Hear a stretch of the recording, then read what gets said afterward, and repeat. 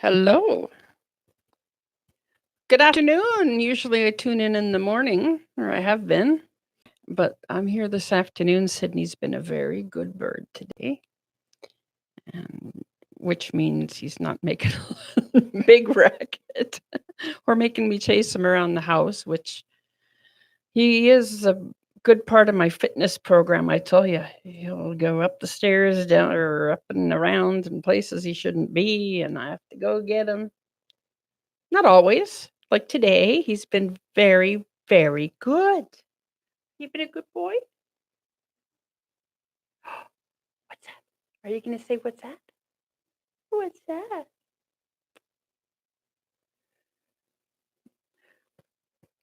Well, there you go. There he is. I had all three of them here earlier. This is just to let you know something about parrots. As much fun as they look to have around and desirable, they are still wild animals. And I kind of encountered that with Tango this morning. He is very much attached to me. That's the Amazon that was here earlier. You can find another YouTube video with Tango in it. But anyway, Tango is just the most affectionate little guy. But if he's ticked off, he can bite you pretty quick. And so you have to learn. That's with all birds. You have to kind of learn what gets them upset, because you don't want to do that, or you don't want to be putting your hand out to them when they're in that mood. Anyway, I put the three of these guys back after this morning's broadcast, and then I was going to bring Tango back down, but he gave me a bite. And usually there's a reason, and I think the reason was he was very jealous that I had all three of you here. That was Tango. You didn't do that. No, I've never had Sydney doesn't do that so far. He has got Steven's ear, though. He's been on Steven's shoulder and he's got his ear. Nothing bad. Have you done that, Sid? Have you nibbled an ear?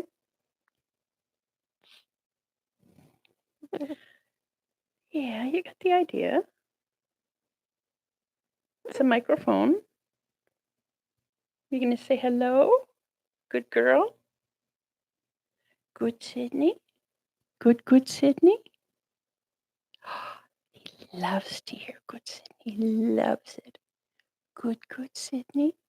You're good Sydney. Eh? Speak up, hon. You good Sydney. Good Sydney. Sydney's about 25 years old. Are you playing Mike Shy? Are you playing Mike Shy? So, anyway, he's actually my husband's bird, really. Like the Parrot Claim people. If someone can go out and pick up a parrot that they've always wanted, take him home, and then find out that their favorite person is not them. It's somebody else in the household. And it sometimes is somebody else who's not that fond of birds. And then they have this bird that's just in love with them. That can happen. But Sydney just... Yes, thank you. That's what I was going to say. Exactly. I know. I need your help, Sid. You're making me do all the talking. And I know you can do it. But anyway, yes, he is. So he's much more attached to my husband. That's right. You miss Stephen when he's at work, don't you? Really? Where's Stephen? Stephen, where's Stephen? He's not home yet, hon. He'll be home, though, again. Fortunately, actually, my husband comes home for lunch most days. And the nice thing about that is he gets to visit with the birds. And he's up way earlier than I am. So he gets Sydney out at like 5 o'clock in the morning. And the other guys don't get up till like 8:30. But it helps tiring him out a little bit. So he gets time with Stephen. And then he's ready for an afternoon nap when it's time. And I get a little peace and quiet. Don't I?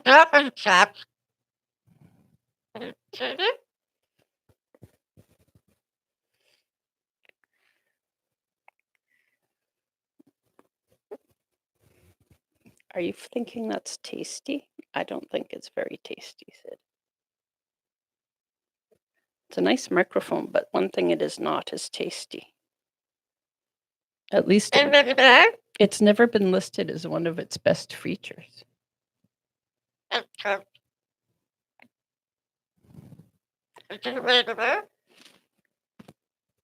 Oh, you need to go to the bathroom? Put you over there. There's a spot with the paper. Yeah, there he goes. Very good. Good, Sydney. Oh my. Good, Sydney. You feel better now? You feel better?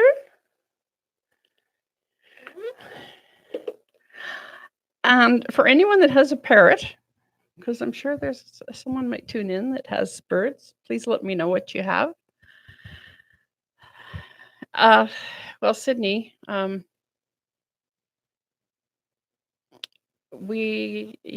he was, I belong to a parrot club here in Calgary, and I think they have a meeting tonight. I better check on that. I'd like to go. But we have a Calgary Parrot Club, and one of the members has several birds, and they were looking to rehome one of them, and Sydney was available. And Stephen had never had a parrot before, other than Tango, which we had had for a year or two before we got Sid in. You looking so pretty. Oh, you're posing for me. Look at that. Anyway, Sandy brought Sid to the Parrot Club one day, and Stephen was at the far end of the table, and Sydney ran right toward him with his wings open and all excited, and that was it. He stole Stephen's heart. So yeah, I've often heard you really should plan a lot before getting a parrot, but that certainly wasn't much planning. Well, actually, it's because of Tango. You know, Tango pays so much attention to me. Stephen can't pick him up. He can feed him treats, but he'll always bite Stephen if he tries to pick him up, because it's like, hey, you got my girlfriend, which is me. Tango considers me his girlfriend. So, and these guys get really jealous. But Sydney's more like that with Stephen. They're not quite as close as that, but pretty much. He's like, for both of them, it's the light of their day when they're together. That's very cute. Very cute. But yes, I was talking about Tango, bringing him was going to bring him back down here after my broadcast this morning. He was jealous, and that's the only thing I can think of, because usually I'm pretty aware of what's. Come here, Sid. You want to bounce up and down? Come here. Come on. You'll be shaking my monitor.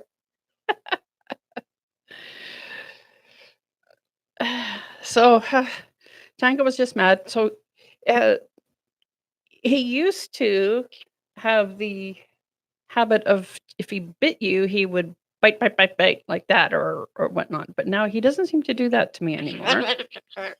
Fortunately. And it's not very often. I mean, you got to learn. To be honest, if you get a large parrot, you're going to expect to get bit. It just is because they're wild animals, but you can learn a lot about their body language and what they like and don't like, or something as simple as being carried on your hand over a railing can do it. I mean, gotta learn you gotta learn what it is that, sets your bird off. Anyway, Tango got me here. There we go. There we go.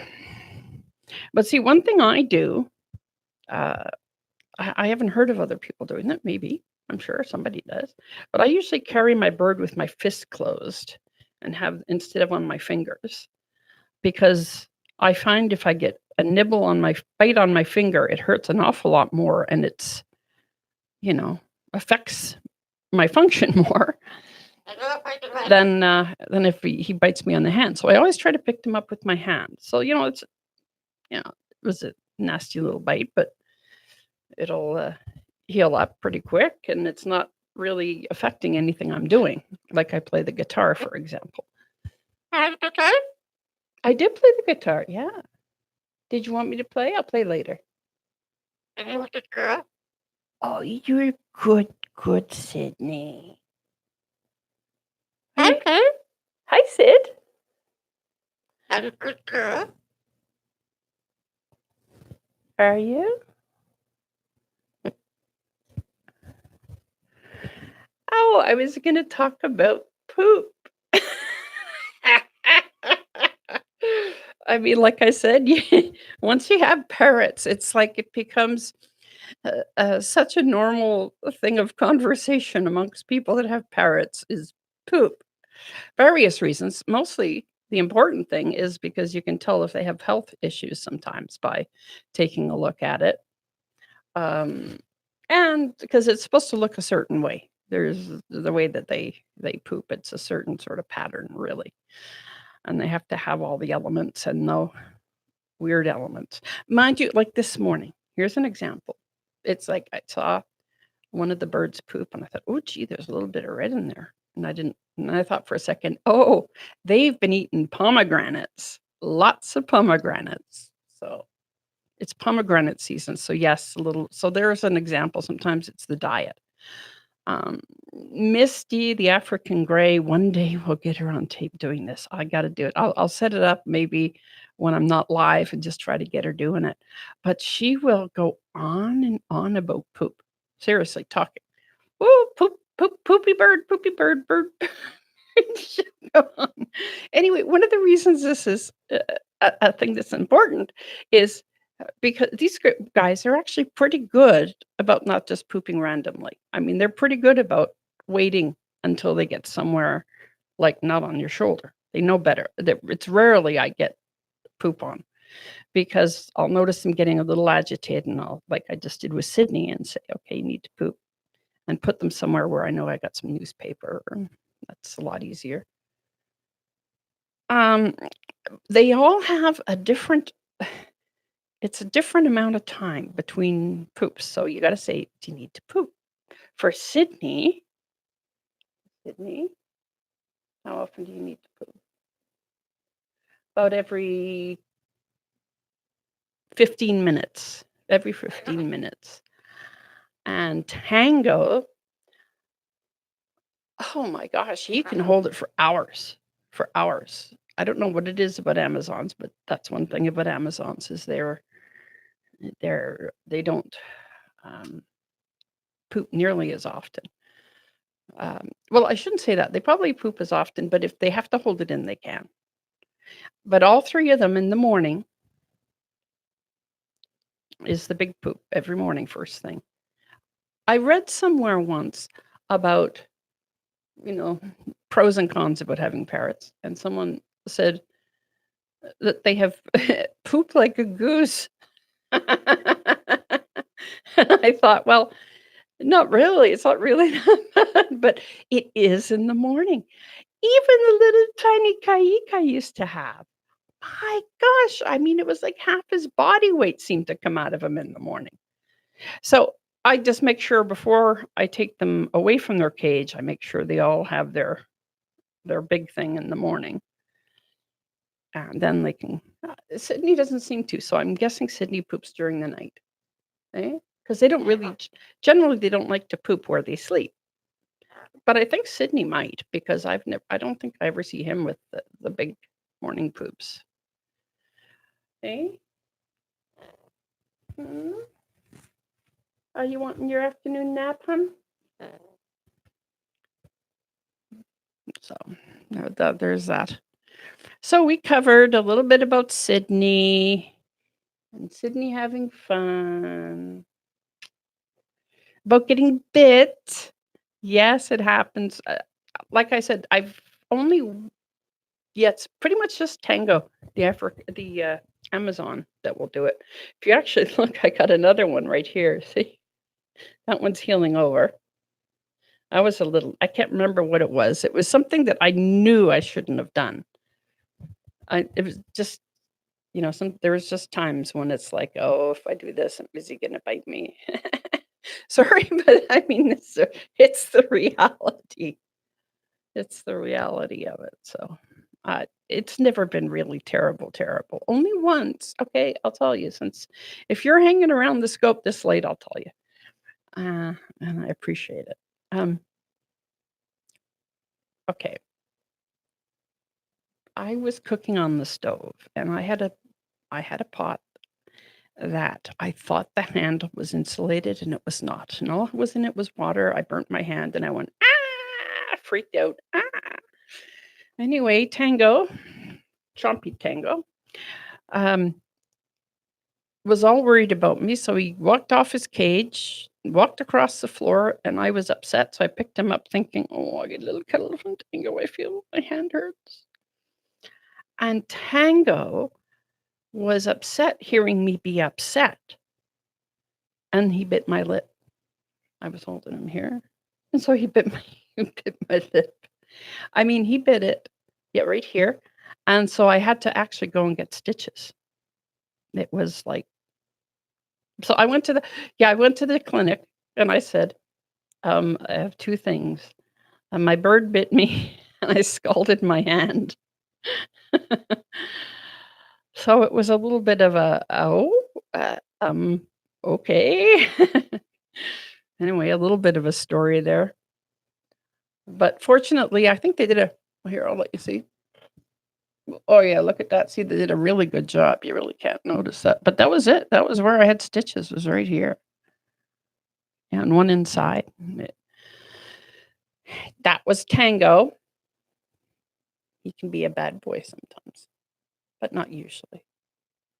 And Sydney is preening his crest. And have a look, it's so cute. Scratching. Does that feel good, Sid? Yeah. He's got some pin feathers, which are, when the feathers start to come in, they have a little sort of, it's not plastic, but it kind of feels like plastic, shaft around the feather. And once it gets long enough, you can start helping it gets very itchy for them. See, he's got some on his forehead. So he loves it when he scratches his forehead. Let's see. Can you let me do it, hon? Here we go. I'll get it for you. Oh, yeah, see, I can feel them. They're hard. But never really do much with them if they're dark, like black, because that means it still has blood flow in them. And they can bleed, and you don't want your parrot to bleed. That's an emergency. Yeah, if they start bleeding and doesn't stop in a matter of minutes, or you got a feather out of place. Alrighty. Oh my, I've been almost 20 minutes. Well, thank you for tuning in. And please follow my scope. Okay, Sid, want to say goodbye? Say bye-bye. Bye-bye. Okay. You going to say bye-bye? Bye-bye. Bye-bye. Oh, I think he's sleepy. He's just sleepy. I know, but you going to say bye-bye? Bye-bye. Are you the girl? But okay. I guess he doesn't want to go. He's going to just stay here. So no bye-bye. Oh, pretty bird, pretty bird. Sydney, the Umbrella Cockatoo. We'll talk to you later. Bye.